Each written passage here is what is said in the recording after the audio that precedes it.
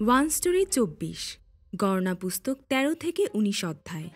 কনান দেশ অনুসন্ধান, হারনের লাঠি, লাল গাভীর ছাই। বাইবেলে এমন কিছু ঘটনা রয়েছে যা দেখে মনে হয় যেন ঈশ্বর সেগুলোকে অনুমোদন করেন, যদিও ঈশ্বর চান না যে সেগুলো এমন হোক। কনান দেশ অনুসন্ধান এর একটি প্রধান উদাহরণ। কনান দেশ অনুসন্ধান করা অবিশ্বাসী ইসরায়েলীয়দের ইচ্ছা ছিল, ঈশ্বরের ইচ্ছা নয়। তাই আমাদের ধর্মীয় জীবনকে ঈশ্বরের বাক্যে স্থাপন করা উচিত। আমাদের অবশ্যই বাক্যকে যেমন আছে তেমন গ্রহণ করতে হবে, আমাদের যুক্তি, চিন্তা, অভিজ্ঞতা এবং ঐতিহ্যের সাথে বাধা না দিয়ে। আমাদের অবশ্যই ঈশ্বরকে বাক্যের মাধ্যমে আবিষ্কার করতে হবে যে জীবন্ত জল কখনো শুকায় না এবং দিনে দিনে তার সাথে চলতে হবে। কনান দেশে গুপ্তচর পাঠানো। ইসরায়েলীয়রা সিনয় পর্বতে ঈশ্বরের ব্যবস্থা শুনেছিল এবং এখন তারা পারণ প্রান্তরে এসে পৌঁছেছে। ঈশ্বর মোশিকে বললেন, তুমি কনান দেশ অনুসন্ধান করতে কিছু লোক পাঠাও, যা আমি ইসরায়েলীয়দের দিতে যাচ্ছি। প্রত্যেক পিতৃবংশ থেকে একজন করে নেতা পাঠাও। এই বাক্যটি জুড়ে মনে হয় যেন ইসরায়েলীয়দের কোনো পরিকল্পনা ছিল না। তাই ঈশ্বর কনানে গুপ্তচর পাঠানোর আদেশ দিলেন। এজন্য আমাদের সর্বদা বাইবেলকে একটি সম্পূর্ণ রূপ হিসেবে দেখতে হবে। প্রান্তরে ৪০ বছর কাটানোর শেষে মোশি মোয়াবের সমভূমিতে এই সময়টি স্মরণ করে বললেন, আমি তোমাদের বলেছিলাম তোমরা ইমরীয়দের পাহাড়ি দেশে পৌঁছেছ, যা আমাদের প্রভু ঈশ্বর আমাদের দিচ্ছেন। দেখো, প্রভু তোমাদের ঈশ্বর তোমাদের এই দেশ দিয়েছেন। উঠে যাও এবং তা দখল করো, যেমন প্রভু তোমাদের পিতৃপুরুষদের ঈশ্বর বলেছেন।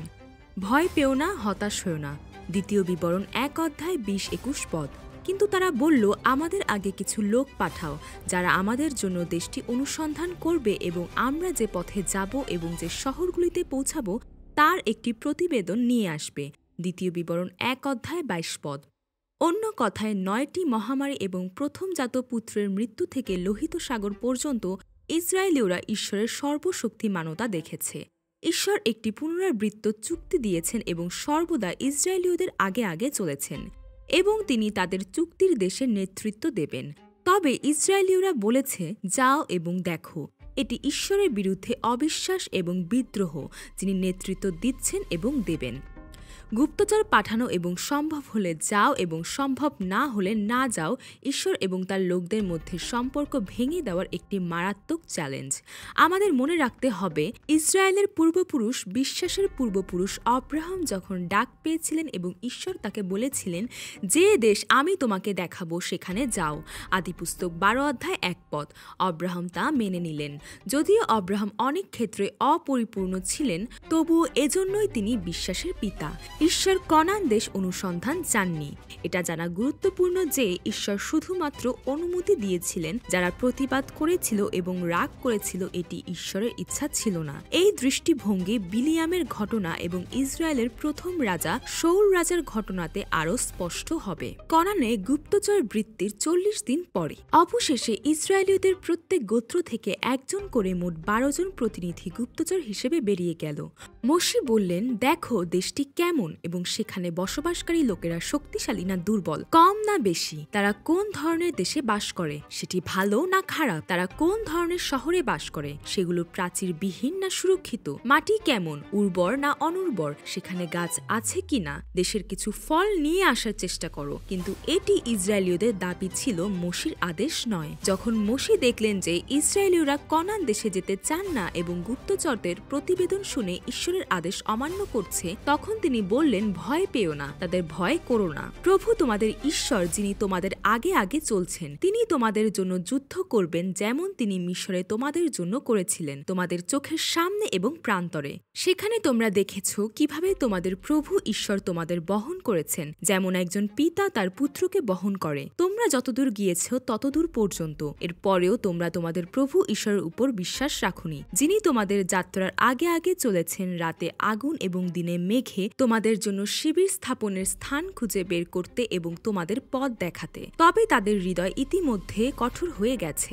আবার গুপ্তচর পাঠানো ইতিমধ্যে একটি ব্যর্থতা। তাই প্রায় ৪০ বছর পরে যিহোশূয়া, যিনি ১২ জন গুপ্তচরের মধ্যে একজন ছিলেন, যার বিশ্বাস ছিল তিনি প্রত্যেক গোত্রের প্রতিনিধি নয়, বরং তার নিজের ২ জন লোককে গুপ্তচর হিসেবে পাঠালেন যিরিহ অনুসন্ধান করতে এবং তাদের শুধুমাত্র দেশ এবং যিরিহ দেখতে বললেন। আসলে তারা কনান দেশে প্রবেশও করেনি এবং শুধুমাত্র জিরিহ শহরে বসবাসকারী এক পতিতা রাহবের সাথে দেখা করলেন এবং শুধুমাত্র তার বিশ্বাসের স্বীকারোক্তি শুনলেন। যদি ইসরায়েলীয়দের পাঠানো 12 জন গুপ্তচরের মিশন ছিল কনানে প্রবেশ করা হবে কিনা, তবে যিহোশূয়ের পাঠানো 2 জন গুপ্তচরের মিশন ছিল কনানে প্রবেশ করা হবে কিনা নয়, বরং কিভাবে প্রবেশ করা হবে। 40 দিন ধরে দেশ অনুসন্ধান করার নেতারা দাবি করলেন, যে দেশে তুমি আমাদের পাঠিয়েছিলে সেখানে গিয়েছি এবং সেখানে দুধ ও মধু প্রবাহিত হয়, এখানে তার ফল রয়েছে, কিন্তু সেখানে বসবাসকারী লোকেরা শক্তিশালী এবং শহরগুলি সুরক্ষিত এবং খুব বড়। আমরা সেখানে অনাকের বংশধরদেরও দেখেছি এবং আমরা সেই লোকদের উপর আক্রমণ করতে পারবো না, তারা আমাদের চেয়ে শক্তিশালী। আমরা যে দেশটি অনুসন্ধান করেছি সেটি সেখানে বসবাসকারীদের গ্রাস করে। আমরা সেখানে যেসব লোক দেখেছি তারা সবাই বিশাল আকৃতির। আমরা সেখানে নেফিলিম দেখেছি। অনাকের বংশধররা নেফিলিম থেকে এসেছে। আমরা নিজেদের চোখে পঙ্গপালের মতো মনে হয়েছি এবং তাদের চোখেও আমরা তাই মনে হয়েছি। ইসরায়েলীয়রা যাত্রা পুস্তকের আগে থেকে এখন পর্যন্ত নিজের শক্তিতে কোনো যুদ্ধ জয়লাভ করেনি এবং এখন তারা তাদের শক্তির সাথে কনানীয়দের শক্তির তুলনা করছে। এমনকি যখন কালেব এবং যিহোশূয়া বললেন, আমাদের অবশ্যই উঠে যাওয়া উচিত এবং দেশটি দখল করা উচিত, কারণ আমরা নিশ্চিতভাবে এটি করতে পারি। আমরা যে দেশটি অতিক্রম করেছি এবং অনুসন্ধান করেছি সেটি অত্যন্ত ভালো। যদি প্রভু আমাদের প্রতি সন্তুষ্ট হন তবে তিনি আমাদের সেই দেশে নিয়ে যাবেন যে দেশটিতে দুধ ও মধু প্রবাহিত হয় এবং আমাদের তা দেবেন। শুধুমাত্র প্রভুর বিরুদ্ধে বিদ্রোহ করো না এবং দেশের লোকদের ভয় করো না, কারণ আমরা তাদের গ্রাস করব। তাদের সুরক্ষা চলে গেছে কিন্তু প্রভু আমাদের সাথে আছেন। তোমরা তাদের ভয় করো না। কিন্তু এই কথা কোনো কাজে আসলো না। 10 জন গুপ্তচরের চোখে শুধুমাত্র কনানের শক্তিশালী দুর্গ এবং দৈত্যদের বংশধরদের দেখা যায় এবং ইসরায়েলীয়দের কানে শুধুমাত্র তারা শক্তিশালী এবং আমরা ছোট এবং দুর্বল এই কথাগুলো শোনা যায়। শুধুমাত্র বিশ্বাসী লোকের চোখ সেই দৃঢ় শক্তিশালী বড় অসম্ভব দেশে বসবাসকারী ঈশ্বরকে দেখতে পায় এবং শুধুমাত্র ঈশ্বরের বাক্য শুনতে পায়। এই লোকেরা কতদিন আমাকে অবজ্ঞা করবে এবং কতদিন আমাকে বিশ্বাস করবে না? সমস্ত মণ্ডলী তাদের কণ্ঠ উঁচু করে সারা রাত কাঁদল।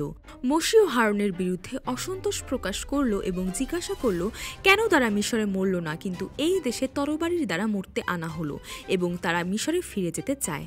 ইসরায়েলীয়রা বিরক্ত ছিল, কিন্তু মোশে ও হারুনও বিরক্ত ছিলেন, কারণ তারা জানতেন যে অবিশ্বাসী লোকদের জন্য ঈশ্বর যা করবেন তার জন্য মুখ থুবড়ে পড়া ছাড়া আর কোনো উপায় নেই। ঈশ্বর বললেন, এই লোকেরা কতদিন আমাকে অবজ্ঞা করবে, তারা কতদিন আমাকে বিশ্বাস করবে না। আমার সমস্ত চিহ্ন সত্ত্বেও যা আমি তাদের মধ্যে করেছি, আমি তাদের মহামারী দ্বারা আঘাত করব এবং তাদের ধ্বংস করব। এই মুহূর্তে মোশে আবার ঈশ্বরকে জিজ্ঞাসা করলেন এবং হস্তক্ষেপ করলেন এবং মোশে যা ধরে রাখলেন তা হল করুণা।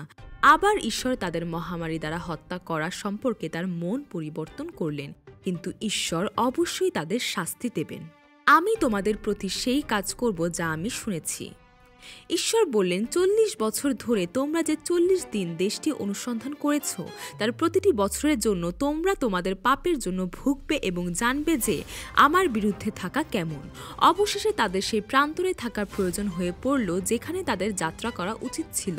ঈশ্বর তাদের অসন্তোষ শুনেছেন এবং ঈশ্বরের কানে যা শোনা যায় তাই করবেন, কারণ ইসরায়েলীয়রা বলেছিল, কেন আমরা মিশরে মরিনি অথবা এই প্রান্তরে। ঈশ্বর বললেন, এই প্রান্তরে তোমাদের দেহ পড়বে। তোমাদের মধ্যে যারা 20 বছর বা তার বেশি বয়সী এবং যাদের গণনা করা হয়েছে এবং যারা আমার বিরুদ্ধে অসন্তোষ প্রকাশ করেছে, তোমাদের মধ্যে কেউই সেই দেশে প্রবেশ করবে না, যা আমি হাত উঁচু করে শপথ করে তোমাদের বাসস্থান করতে দেব, শুধুমাত্র জিফুন্নের পুত্র কালেব এবং নুনের পুত্র যিহোশূয়া ছাড়া। তাদের দেহ এই প্রান্তরে পড়বে এবং তাদের সন্তানরা তাদের বিদ্রোহের পাপ নিয়ে 40 বছর ধরে প্রান্তরে ঘুরবে। মহামারী আঘাত করেনি, কিন্তু যারা খারাপ খবর ছড়িয়েছিল সেই গুপ্তচররা ঈশ্বরের সামনে মারা গেল।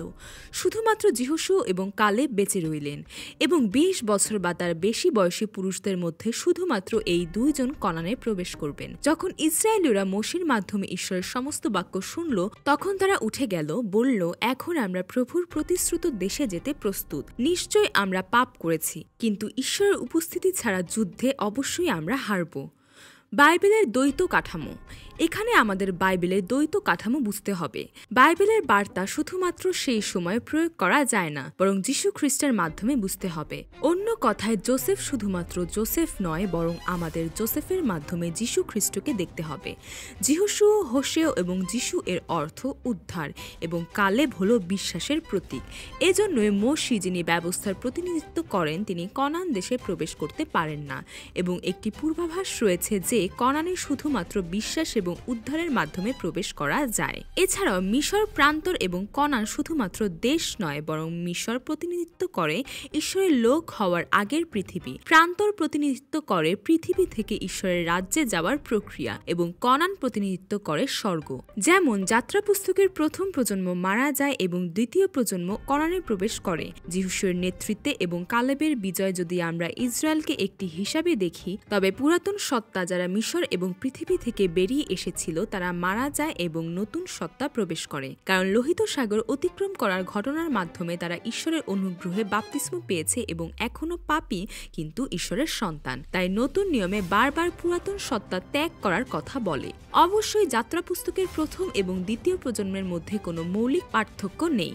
এর অর্থ হল পুরাতন নিয়মের ঘটনাগুলি সমগ্র বাইবেলের প্রতিনিধিত্বমূলক অর্থ ধারণ করে যখন প্রভুর কাছে বলি উৎসর্গ করা হবে। কনান দেশ অনুসন্ধান করার পরে মিশর থেকে বেরিয়ে আসা ইসরায়েলীয়দের মধ্যে শুধুমাত্র যিহোশু এবং কালেবই কনানে প্রবেশ করতে সক্ষম হলেন। এমনকি মোশি, হারন এবং মরিয়মও প্রবেশ করতে পারেননি। গণনাকৃতদের মধ্যে যাদের বয়স 20 বছরের কম, তারা প্রান্তর অতিক্রম করে কনানে প্রবেশ করল। ঈশ্বর এখন তাদের সাথে কথা বলছেন যিহোশু এবং কালেবকে কেন্দ্র করে। একটি ঘটনা হিসেবে বিবেচিত হয়, কিন্তু ঈশ্বরের লোকদের শেষ পর্যন্ত কনানে নিয়ে আসা এবং তাদের মাধ্যমে বলি গ্রহণ করাই ঈশ্বরের ইচ্ছা, কারণ যীশু খ্রিস্টের ক্রুশকে সেই বলি সম্পূর্ণ হওয়ার পরেই দাঁড়াতে হবে।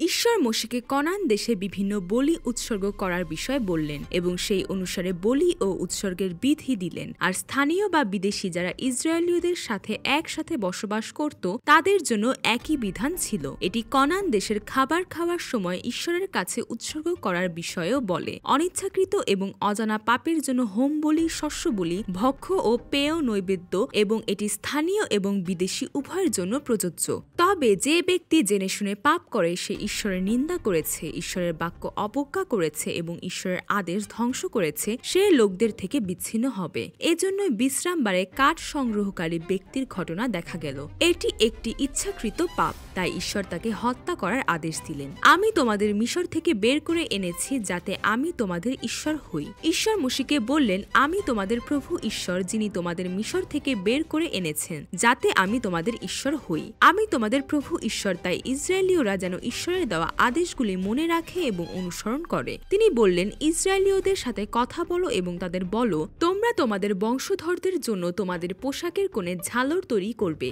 প্রতিটি ঝালরে একটি নীল সুতা থাকবে। তোমরা এই ঝালরগুলি দেখবে এবং তাই তোমরা প্রভুর সমস্ত আদেশ মনে রাখবে, যাতে তোমরা তা পালন করো এবং তোমাদের নিজের হৃদয় ও চোখের লালসার পিছনে ছুটে গিয়ে নিজেদের বিক্রি না করো। দুধ ও মধু প্রবাহিত দেশ।